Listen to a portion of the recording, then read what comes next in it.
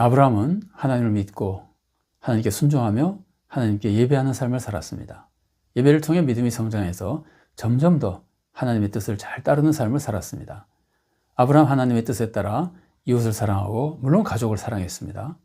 아브라함의 가족 사랑은 무작정 사랑이 아니라 항상 하나님을 먼저 사랑하며 하나님을 사랑하는 가운데 하나님 중심의 신앙 안에서 가족들을 사랑했습니다. 하나님의 뜻에 따라 가족을 사랑했기 때문에 가족들을 편애하지 않고 정말 가정의 질서를 지키면서도 먼 가족까지 잘 사랑하며 돌봐주는 사랑이었습니다.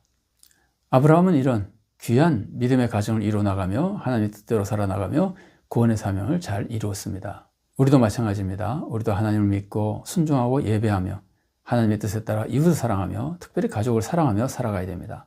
근데 우리의 가족 사랑도 항상 하나님 중심, 하나님 뜻 안에서 가족을 사랑하며 가정의 질서도 잘 지키고 또 먼 친척까지도 사랑하며 하나님이 기뻐하시는 믿음의 가정을 이루고 하나님의 구원의 사명을 잘 이루어가는 성도가 되어야 됩니다. 아브라함은 가족만 사랑한 것이 아니라 이웃도 사랑했습니다. 그래서 아브라함은 나그네를 대접한 것으로 유명하죠. 아브라함은 나그네를 대접하다가 하나님과 천사들까지 대접하고 그로 인해서 놀라운 축복을 받게 됩니다. 창세기 18장에 나온 내용이죠. 자, 창세기 18장 1절부터 4절까지의 말씀 봉독해 드리겠습니다. 여호와께서 마므레의 상수리 나무들이 있는 곳에서 아브라함에게 나타나시니라. 날이 뜨거울 때에 그가 장막문에 앉아 있다가 눈을 들어본즉 사람 셋이 맞은편에 서 있는지라.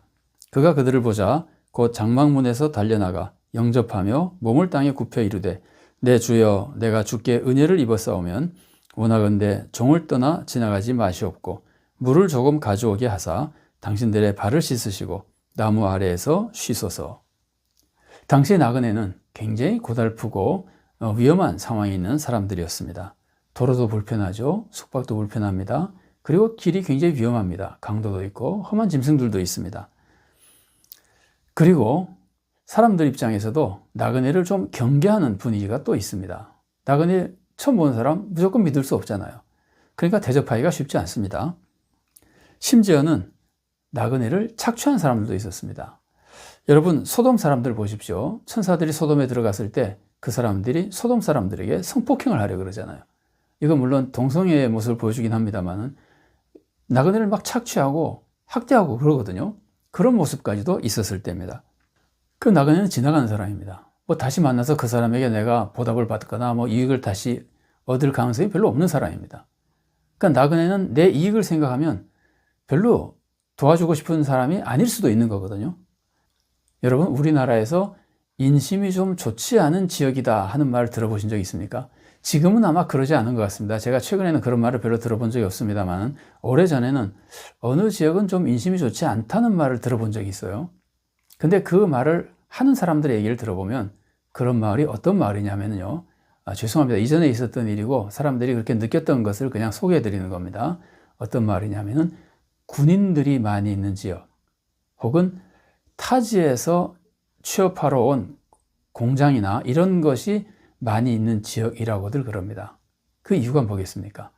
타지 사람들이 많이 와서 살잖아요. 그러니까 그 지역 사람들이 타지 사람들에게 얼마 있으면 떠날 사람이라고 생각하기 때문에 별로 그렇게 친절하게 대하지 않는 겁니다. 그러다 보니까 그런 지역은 인심이 좀 안 좋았다고 사람들이 말했던 겁니다. 물론 지금 그렇다는 뜻은 아닙니다. 근데 나그네에게는 사람들이 인심 좋게 대접하기가 쉽지 않은 겁니다. 그런데 아브라함은 나그네를 잘 대접했던 겁니다. 그러니까 굉장히 사랑이 많은 하나님의 뜻을 잘 따른 믿음의 조상이라고 볼 수 있습니다. 나그네가 이렇게 대접하기 어려운 사람들이기 때문에 나그네를 대접하는 것은 하나님이 굉장히 기뻐하시는 일이고 참 사랑의 모습이고 심지어 예수님은 나그네를 대접하는 것이 예수님을 대접하는 것이라고까지 말씀해 주셨던 겁니다. 마태복음 25장 40절 말씀입니다.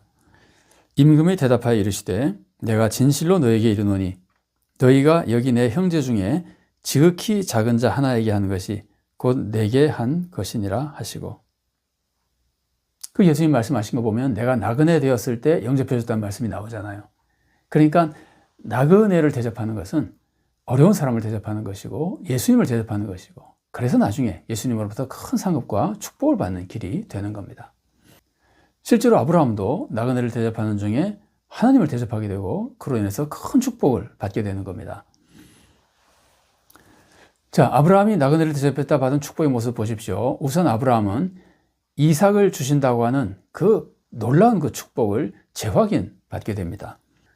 창세기 18장 10절 말씀입니다. 그가 이르시되 내년 이맘때 내가 반드시 내게로 돌아오리니 내 아내 사라에게 아들이 있으리라 하시니 사라가 그 뒤 장막문에서 들었더라.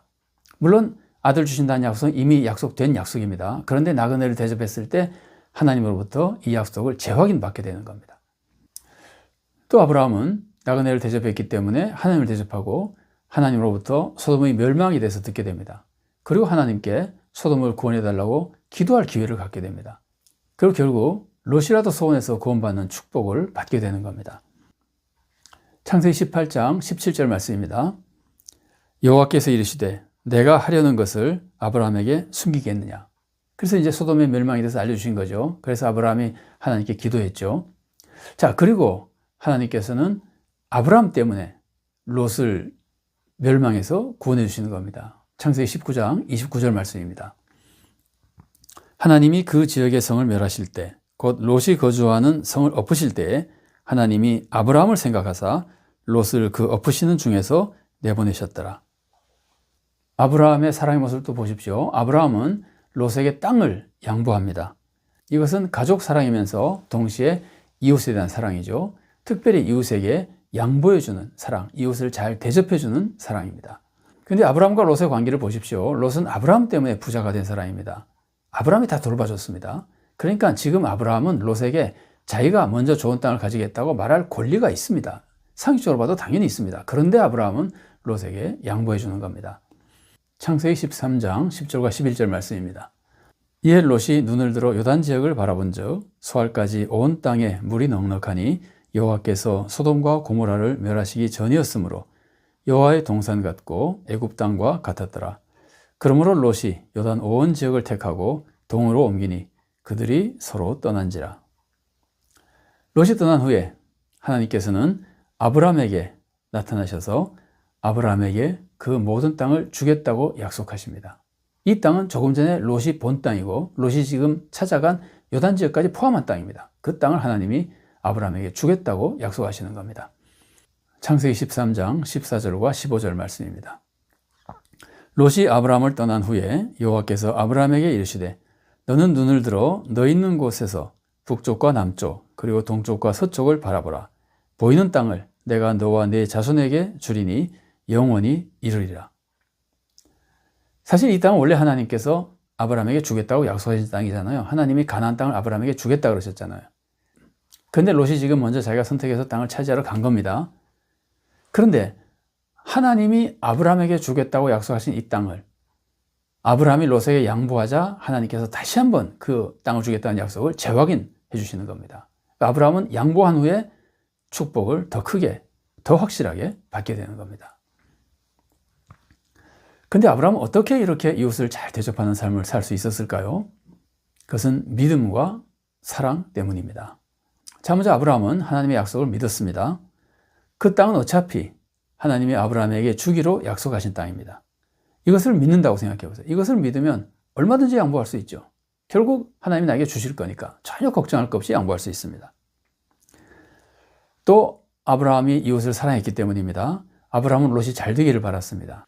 그래서 지금까지 잘 양육해줬죠. 부자가 되도록 도와줬습니다. 지금도 롯이 잘 되기를 바라기 때문에 롯이 먼저 좋은 땅을 선택하도록 양보해 줄 수 있었던 겁니다.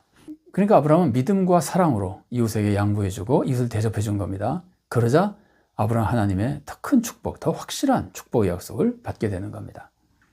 예수님도 우리에게 하나님을 믿고 이웃을 잘 대접해 주라고, 먼저 대접해 주라고 우리들에게 가르쳐 주십니다. 마태복음 7장 7절부터 12절까지의 말씀을 제가 봉독해 드리겠습니다. 구하라, 그리하면 너에게 주실 것이요. 찾으라, 그리하면 찾아낼 것이요. 문을 두드리라, 그리하면 너에게 열릴 것이니 구하는 이마다 받을 것이요. 찾는 이는 찾아낼 것이요. 두드리는 이에게는 열릴 것이니라. 너희 중에 누가 아들이 떡을 달라 하는데 돌을 주며 생선을 달라 하는데 뱀을 줄 사람이 있겠느냐. 너희가 악한 자라도 좋은 것으로 자식에게 줄 줄 알거든. 하물며 하늘에 계신 너희 아버지께서 구하는 자에게 좋은 것으로 주시지 않겠느냐. 그러므로 무엇이든지 남에게 대접을 받고자 하는 대로 너희도 남을 대접하라. 이것이 율법이요 선지자니라. 이 말씀 보십시오. 하나님이 기도를 들어주신다 그러죠. 기도하면 주신다 그러죠. 그러면 어떻게 해야 됩니까? 기도하면 주시니까 기도해서 받아서 우리가 잘 먹고 잘 살면 되는 겁니까? 그게 하나님의 최종 교훈이겠습니까? 하나님이 그렇게 이기적인 삶을 가르쳐 주시는 분입니까? 아니죠. 하나님은 우리들이 기도하면 주시는 분입니다. 그런데 우리들이 기도하면 주시니까 받아서 잘 먹고 잘 살라는 말씀으로 이 말씀을 주신 게 아니고요. 기도하면 주시니까 나는 하나님이 나에게 언제든지 필요한 것을 주신다는 것을 믿고 그 믿음으로 넉넉한 마음을 가지고 이웃을 먼저 대접해 주라고 가르쳐 주시는 겁니다. 그래서 7절부터 11절에서 구하면 주신다. 아버지가 나쁜 사람이라도 자식에겐 좋은 것을 주는데 하나님 아버지는 얼마나 좋은 것을 주시겠느냐. 그래서 하나님이 우리가 기도하면 좋은 것을 주신다는 것을 확실히 알려준 다음에 그러니까 그러므로 남에게 대접을 받고자 하는 대로 너희도 남을 먼저 대접해 주라는 겁니다. 이 말씀은 사실 먼저 대접해 주라는 뜻이 포함되어 있습니다. 그래서 우리가 많은 것을 가지고 있으면 물론 가지고 있는 것에서 이웃을 대접해 주면 됩니다. 우리가 많은 것을 가지지 못하고 내가 쓸 것이 빠듯하다 하더라도 나는 하나님께 기도해서 받으면 되잖아요. 그래서 내가 가지고 있는 적은 것 중에서도 이웃을 먼저 대접해 줄 수 있는 겁니다. 하나님이 나의 기도를 들어주시고 언제든지 나에게 필요한 것을 채워주시고 좋은 것을 주신다는 걸 믿으면 우리는 언제든지 넉넉한 마음으로 내가 가진 것이 많지 않더라도 이웃을 대접하고 양보하고 사랑하며 살아갈 수 있는 겁니다. 여러분, 우리 속담에 인심은 쌀독에서 난다는 속담이 있습니다. 혹은 인심은 광에서 난다고도 그럽니다. 여러분, 내 쌀독에 쌀이 없으면 인심이 박해지는 겁니다. 내 쌀독에 쌀이 넉넉하면 이웃에게 퍼줄 수 있는 겁니다. 그런데 우리 쌀독에 쌀이 있습니까? 우리 쌀독에는 쌀이 지금 얼마 있든지 상관없이 부족할 때는 하나님께 쌀을 달라 그러면 되는 거잖아요. 그래서 우리 쌀독에는 하나님께서 주시기 때문에 언제든지 쌀독에 쌀이 넉넉하게 있는 것과 마찬가지입니다. 그래서 하나님을 믿는 사람은 하나님을 신뢰하며 나는 하나님께 받으면 되니까 언제든지 이웃에게 양보하고 먼저 사랑을 베풀어주는 삶을 살아갈 수 있는 겁니다. 그리고 이렇게 살아가면 하나님께서 놀라운 축복을 우리들에게 내려주시는 겁니다. 아브라함이 보여준 믿음 보십시오. 아브라함은 하나님의 약속을 믿음으로 받아들였습니다. 굉장히 훌륭한 믿음입니다. 하나님의 약속을 믿음으로 받아들였습니다. 그리고 하나님의 약속을 믿고 의지해서 순종하며 예배드리는 삶을 살았습니다. 그리고 점점 믿음이 성장하며 이웃을 사랑하는 삶을 살았습니다. 가족도 사랑하고 이웃도 사랑하는 삶을 살았습니다. 그리고 그런 사랑의 삶 속에 하나님의 축복을 받게 되고 그 구원의 축복을 이웃에게 전하며 구원의 사명을 이루어가게 된 겁니다. 우리도 마찬가지입니다. 하나님의 구원의 축복, 삶의 축복의 약속을 받으면 그 약속을 받아들여야 됩니다. 이 믿음이죠. 이렇게 하나님의 약속을 믿고 하나님께 순종하며 예배의 삶을 살아야 됩니다. 그리고 우리의 믿음이 계속 성장하며 하나님께서 기뻐하시는 삶을 살아야 됩니다.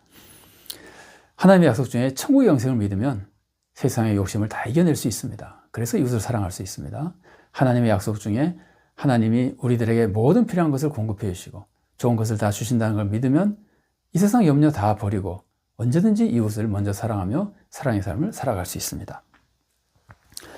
하나님의 나라를 먼저 구하면 하나님께서 모든 것을 더해주신다는 약속을 믿으면 언제든지 하나님의 뜻대로 살아가며 하나님이 기뻐하시는 이웃사랑, 대접하고 양보해주는 삶을 살아갈 수 있습니다. 그리고 우리가 그렇게 살아가면 하나님께서 놀라운 축복을 이루어 주십니다. 그러면 그 축복을 이루어서 우리가 구원의 소명을 이루어갈 수 있게 되는 겁니다. 우리 모두가 이런 믿음과 사랑의 삶으로 하나님의 뜻을 이루어드리고 하나님께 영광을 돌리며 우리도 구원의 길을 가고 세상도 구원으로 인도하는 복된 성도가 될 수 있기를 바랍니다.